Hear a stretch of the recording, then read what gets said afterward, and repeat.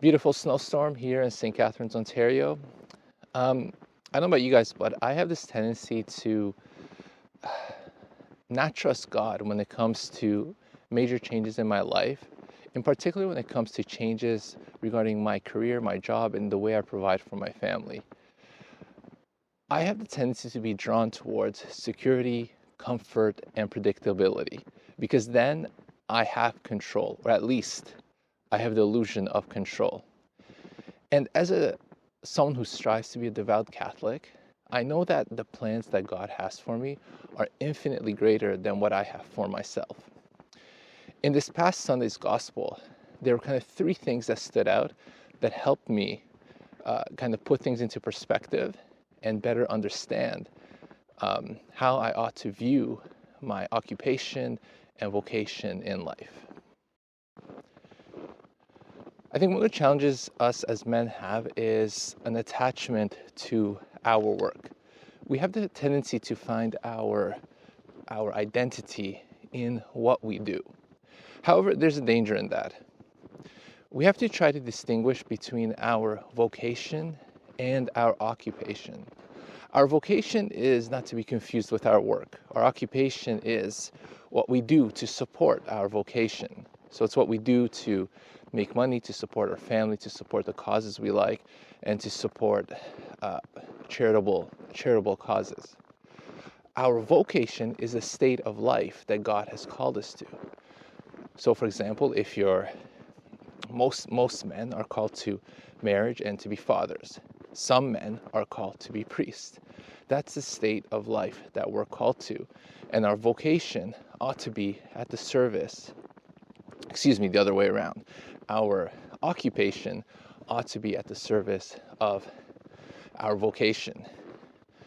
I found that like many men particularly from previous generations, like my father's generation, are terrified of getting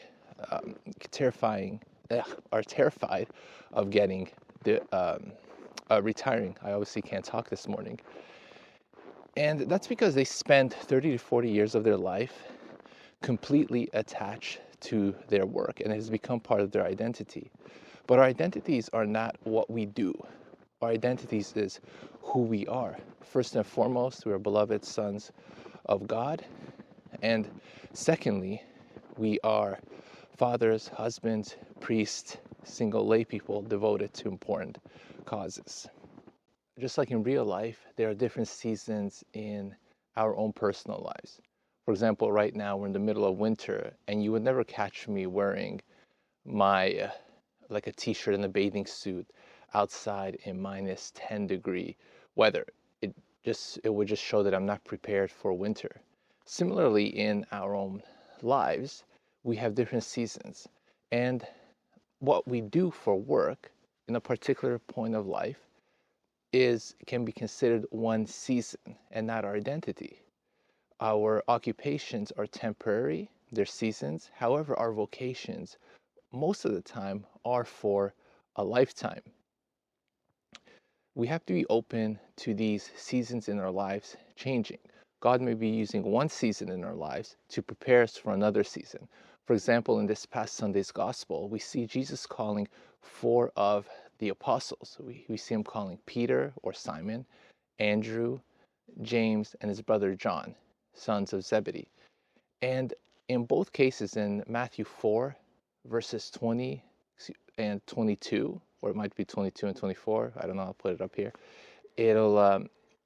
It's the first word it says in those verses that they immediately left.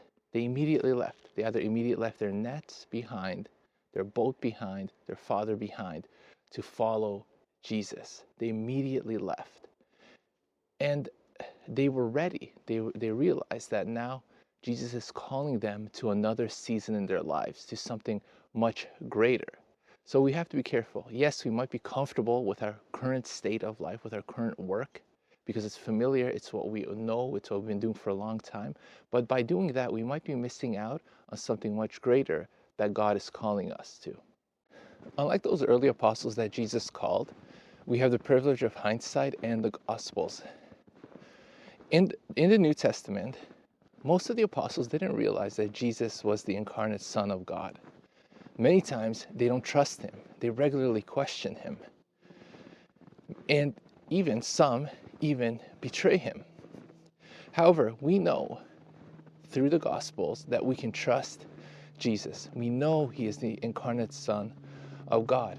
We can see how he's provided and how he was present in the lives of saints up and down the history of the church. So when God calls us to a new job, a new season in our lives, even though we can't see the outcome, we can't see the future, we don't have control of the future, we can know that we can trust Jesus, that he's calling us to something much greater than what we are experiencing at the current stage in our lives. So remember, just say yes to Jesus, even when you don't know what's going to happen next. Be like those 4 apostles. Be like Peter. Be like Andrew. Be like James. Be like John. Drop what you're doing and follow Jesus.